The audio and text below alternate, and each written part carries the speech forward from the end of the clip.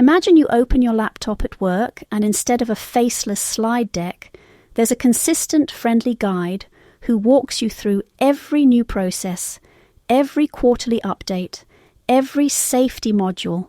Same person, same energy in any language you need, but they're not actually a person. That's what we mean today by AI characters. Digital presenters with a body, a face, a voice, and a style that can show up across your company on demand. Yeah, and they're not just floating heads for marketing anymore. An AI character in 2026 is basically a programmable communicator. Under the hood, you've got text, video, voice synthesis, sometimes a live engine streaming them in real time. On top of that, you layer brand, tone and behaviour so they feel like a recognisable someone whenever they appear in training or internal comms. If we roll the clock back a few years, these were mostly gimmicks, cute landing page greeters, little one-off campaign mascots, maybe a 1-minute announcement video someone generated in Synthesia and dropped into Slack. They were like digital party tricks. People would say, "Oh wow, it moved its lips in Spanish too," and then go right back to 16 PowerPoint decks. And now they've quietly become plumbing. You see it in the enterprise stack. Zoom, for instance, has been pushing further into intelligent meeting tools, automated summaries, AI assistance in the call. That's infrastructure. Synthesia takes a script and turns it into a presenter-led video in dozens of languages, using either stock avatars or a custom-recorded one that looks like your CMO or your head of safety. And then you've got players like AKOOL stepping in with this more photoreal, avatar-centric stack. So instead of just upload script, download video, you can build a specific character. Maybe it's your CEO's digital twin, maybe it's an archetypal trainer, maybe it's a host that only exists in your brand universe. That avatar can be reused in hundreds of clips or even streamed more like a digital human, rather than frozen into one canned video. Exactly. The pattern looks something like this. First layer is script to video, fast, templated training content. Then custom or personal avatars, your people, your brand, showing up consistently. Layer 3 is multilingual. Same character, different languages, no need to fly an executive to 6 studios. And the frontier layer is streaming digital humans, where that character can respond, at least somewhat interactively, inside a Zoom call or a browser. The reason all of this is catching on is very unromantic. Cost, speed, and consistency. Most companies don't wake up saying, "Let's explore the nature of identity in a digital age." They wake up and say, "We need ergonomic training in 4 countries by the end of the quarter, and our one charismatic trainer is fully booked." Right. Human presenters are scarce. The good ones burn out, get promoted, or just don't scale. But the enterprise still needs a reliable face for compliance, onboarding, product updates. AI characters give you something close to a persistent presenter who never loses their voice, never has jet lag, and doesn't need 3 days to reshoot a line. And that persistence is huge for learning. In the coaching world, I see this a lot. If people trust the guide, they're more willing to lean into discomfort. There's some early ergonomics training work where digital human presenters performed about as credibly as traditional online formats. Not magic, not better than human in some sci-fi way, but solid. Good enough to carry the message. Yeah, the signal there is, we don't have to wait for perfect holograms for these to be useful. Even relatively simple digital humans can deliver structured, repeatable content just fine. When you combine that with rapid iteration, you can tweak a script and push a new video globally in hours, You start to see why this becomes infrastructure, not novelty. So if you imagine a company nervous about yet another tool, this isn't replacing every manager, it's becoming the connective tissue, a communications layer that can carry policy, training, brand stories at scale. And the question for leaders isn't, will this arrive? It's, where do we plug these characters in without losing our humanity? And how do we do it strategically instead of just letting 100 random avatars bloom in every department, which is where we're headed next. Let's lay out the upside first, because otherwise this can sound like a Black Mirror episode. When you and I were sketching this, John, we landed on 5 big advantages leaders keep coming back to. Yeah. Number 1, scalability. Once you've designed an AI character and a workflow around it, adding 10 more videos isn't 10 times the effort. It's almost a marginal cost problem. 1 more script, click render, you're done. Second is message consistency. You're not relying on 20 different trainers all improvising slightly different metaphors for the same safety rule. The AI character says it the same way every time, in every region. There's a kind of mantra quality to it. Third, rapid revision. If the policy changes, you don't rebook a studio and coordinate calendars. You change the script and regenerate. Tools like Synthesia and newer stacks like AKOOL make it routine to version content quickly, which matters a lot in fast-moving environments. Regulatory change, product launches, crisis comms. Fourth is scalable expert presence. This one feels almost mystical to me. You can capture a subject matter expert or an executive once, and then their digital presence can show up everywhere. Factory floors, home offices, different time zones, without that human having to physically be there. And fifth, potential instructional effectiveness in repeatable learning contexts. We're seeing that when the content is structured, ergonomics, compliance, step-by-step procedures, a well-designed digital human can be just as effective as a typical online course. The value isn't that it's cooler, it's that it's repeatable and always available. Now, that's the bright side of the mountain. The shadow side is just as important. First big risk, authenticity degradation. If your workforce starts feeling like the company only speaks through synthetic faces, trust erodes.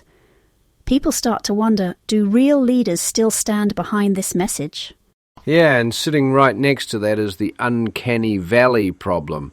Photo real but not quite right can trigger this subtle discomfort. Eyes that don't blink quite naturally, smiles that are just a bit off. Over time that can become distracting or even creepy, and suddenly no one's listening to the actual content. Then there's governance of likeness and voice. Who owns the executive's digital twin? What happens when that person leaves the company or their role changes or, life happens? Without clear agreements, you can end up in messy ethical and legal territory, replaying someone's synthetic face in contexts they'd never consent to now. And the fourth piece here is disclosure. Employees and customers deserve to know when they're hearing from a synthetic presenter. If you blur that line, even unintentionally, you undermine long-term trust in every other channel. So you need simple, clear cues, labels, intros, design choices that say, hey, this is an AI character guiding you. AKOOL is an interesting example because it kind of turns up the volume on both sides of that equation. On the one hand, photorealistic, streaming avatars open up new use cases, live training with a digital facilitator, branded support agents that feel more present, a consistent digital host for your internal town halls. On the other hand, the more real it looks and the more it behaves like a person in real time, the heavier the governance burden. You can't treat that as a throwaway asset. It's close enough to a real colleague on screen that you have to ask, what guardrails do we set? How do we log what that avatar is allowed to say? Who signs off on its scripts? It's a bit like martial arts, actually. You start with simple forms, slow, contained moves. Then, as you gain power, you're expected to take on more responsibility. Enterprises playing with streaming digital humans are stepping into black belt territory. They need the discipline to match the capability. And that's the mindset shift. Don't treat AI characters as toys in the corner. Treat them as a new, powerful communications layer that can either deepen trust and clarity or quietly corrode both if you rush in without a plan. So let's say you're convinced these characters matter. The next question is, what kind of character? Human, human-like, or cartoonish and stylized? Because those choices aren't just aesthetic, they're psychological. Yeah. Human-like avatars, photoreal faces, realistic motion, tend to carry authority. Whether we like it or not, our brains treat them as someone in charge. They're useful when you want executive continuity. Your CEO can have a digital presence in every office without physically teleporting. But when those human-like avatars land in that uncanny valley, all that authority gets weird. People focus on the strangeness instead of the message. Research over the years keeps pointing to this. Almost real humans can be more off-putting than clearly stylized ones. That's where cartoon or more stylized characters shine. Think of classic mascots and character branding. They're not pretending to be human, they're owning their otherness. That makes them warm, approachable, and very clearly part of the brand. You can give them exaggerated expressions, a playful tone, and people tend to accept them on those terms. There's also an emotional buffer. If a cartoonish guide walks you through a frustrating process, expense reports for example, it can soften the blow. The character becomes a kind of mediator between the cold system and your very human annoyance. In my workshops, I see the same thing with archetypes. A symbol can absorb tension that might otherwise land on a real person. So let's turn that into a rough decision matrix. When do you use realistic avatars? I'd put them in the authority transfer and executive continuity bucket. Policy announcements, strategy walkthroughs, maybe critical safety messages, places where you want the weight of leadership but can't get the actual leader into every room. When do you go stylized? Anywhere brand mediation and warmth matter more than authority, onboarding tours, product education, ongoing micro-learning, help center flows. A recurring character that's clearly part of your brand can become ownable IP, a kind of internal guide or external mascot people genuinely look forward to seeing. And when do you insist on real humans? For me, it's emotionally sensitive or accountability-heavy messages. Layoffs, serious misconduct issues, big cultural shifts. Anything where you expect questions like, who decided this? Or, do you personally stand behind this? That's where a living, breathing leader should show up on camera or in person. I'd add healing moments to that, company grief, community crises, those raw times when people need unscripted pauses and visible emotion. No avatar, no matter how advanced, can replace eye contact and a cracked voice in those moments. So if you're rolling this out, start simple. First recommendation, pick low-risk, repeatable use cases.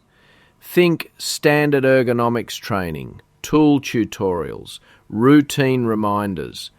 Let your AI character earn trust on the boring stuff before you point them at culture-defining messages. Second, separate character governance from content governance. One team or process decides what the avatar is allowed to be and do, likeness rules, tone, disclosure. Another governs what it actually says, policies, scripts, legal review. Mixing those up is how you end up with funny safety mascot accidentally comments on layoffs. Third, when you experiment with realistic avatars, test for trust, not just for visual polish. Don't only ask, does it look real? Ask, would you follow this person's instruction? Do you feel they represent the company honestly? Sometimes a slightly less photoreal style actually wins on comfort and clarity. And finally, think hybrid architecture.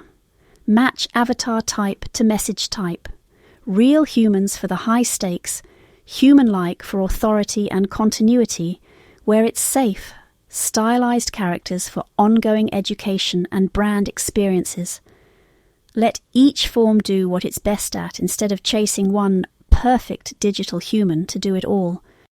If leaders approach this with that kind of nuance, AI characters stop being this scary abstract future thing and become just another part of how we tell stories and share responsibility at scale. And they can free up actual humans to do the work only we can do, listening, improvising, holding space when things are hard. That's the piece I never want to see automated away. Couldn't agree more. Nikki, this was fun. I feel like we only scratched the surface, but hopefully it gives people a map, not just a buzzword. Yeah, and we'll keep circling back as this space evolves, especially as tools like AKOOL and others push more into live streaming characters. For now, thanks for being here with us. John, take care. You too, Nikki. And thanks to everyone listening. We'll see you in the next one.